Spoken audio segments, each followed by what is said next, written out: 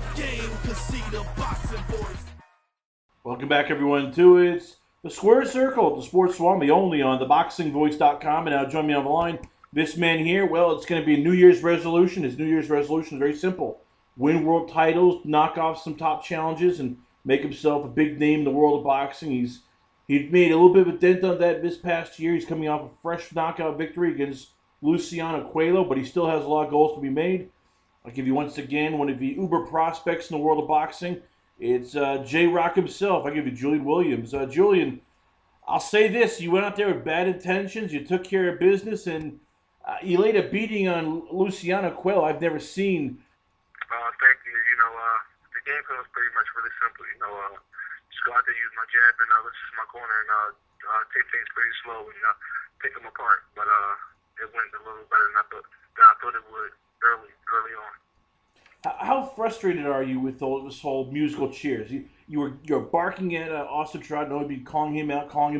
He said, "Oh, we'll do it. We'll just do this," and all of a sudden, nothing. Then you've been calling out Vanes Martirosyan, and all of a sudden, money's not there. It's almost like you attach yourself. These guys get sniffles. There's not the contract. Their dog, Mr. Mittens, died. I mean, it's almost like every excuse that they don't get in the ring with you. It's a little frustrating sometimes, but like I tell people, I think the fans are more frustrated than I am because my fans are ready to see me get a breakthrough fight and challenge for a world title, but I can't do that if these guys aren't willing to step up and fight me. But like I said before, I never really get too frustrated because I'll always make sure I have a fight coming up, so I can never get too caught up in the guys that won't fight me because I'm always worried about the guys that will fight me. I'm always have a fight coming up, so you know what I mean. It evens itself out. And recently, a lot of us were led to believe it was going to be you, Michael Soro, IBF eliminator for the IBF number one contendership, which a lot of people think will be vacated if Jamal Charlo does go up to 160. Once again, he's denied this. What are you hearing right now? What are they telling you in terms of this will be settled? That you'll have an opponent, you'll have a date, a time, and a place to get one step closer to the World Championship? Right now, I just don't know. Certain things are up in the air. From what I'm hearing, Vanes Martirosyan, didn't want to fight, or they couldn't. I don't really know, but I know that we're moving on to the next developable guy. You know what I mean? So as of right now, from 3 on down to 7 has turned me down some type of form or fashion, whether it's price yourself out or just flat out saying no. You know what I mean? So we're just moving on, as right on down the rankings until I can find the guy that's willing to take the fight. I know you're looking at the IBF rankings. You're also in the WBC rankings. I want to throw a name out there that is also sort of in your same boat. Basically a comrade in arms. That's Aristotle Lara. He has right now the WBA regular championship at junior middleweight. He's calling people out. Nobody's answering him. Is that a fight that you and your team will, talk with Al Heyman during the new year and say, look, Lara versus Williams, make it happen. We'll show up. We don't care if it's Miami, Texas. Just give us a ticket, give us a date, and we'll show up there. It's definitely a fight. Like I said, I want to fight anybody who has a world title. You know what I mean? So whoever have a world title, I'm interested in fighting. It's just that simple. I don't really have no particular guy, or I'd rather go after this guy instead of that guy. Just anybody who has a world title, I'm willing to fight. Looking back, how much do you feel that the Coelho fight hurt you? And when I mean hurt you, as in you go out there, you take on a guy who, right? Look, Willie Nelson could not beat him up. Canelo Alvarez several rounds to knock him out. Even Julio Cesar Chavez Jr. went the distance with this kid. And then you go out there and you basically blitzkrieg and knock him out in the first round.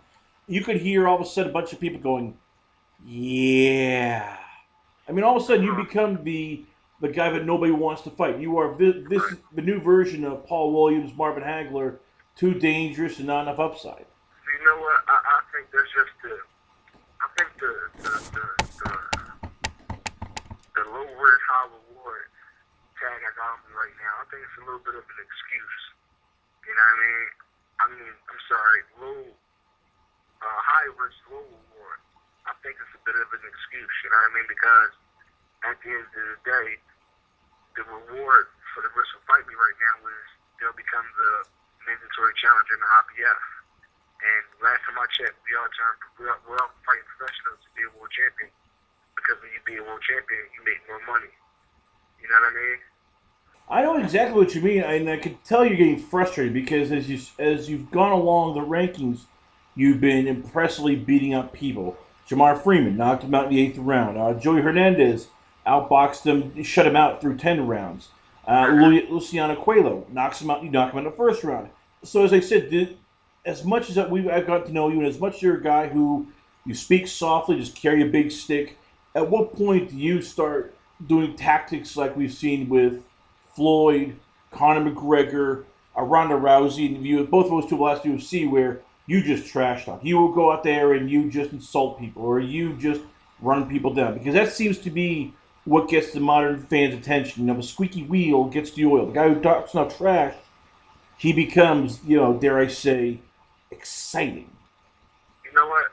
I mean, that's just not me. I'm never going to do that. I'm never going to step out of my character or jeopardize, my qualities and beliefs as a person and start insulting people and start, just embarrassing myself, chasing down trying to get a fight. I'm just not going to do that. You know what I mean?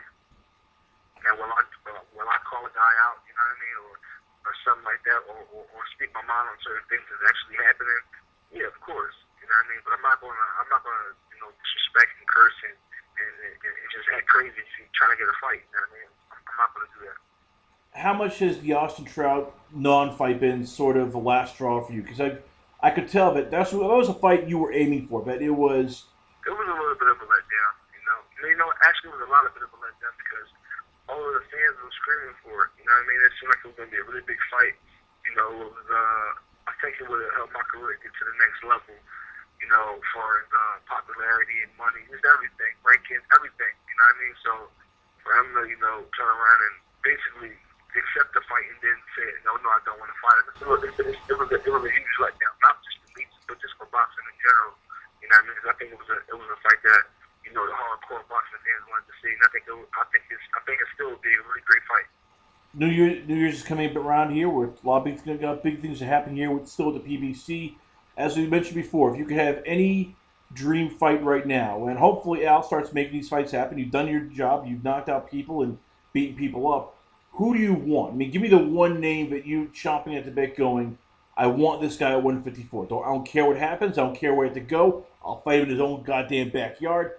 Al, make the goddamn fight. Make Julian Williams versus this man. If I could have any fight I want right now, 9 times out of 10 it would be 10 times out of 10 it would be Canelo Alvarez. He's the supposedly the man at 54. He just won a title at 160.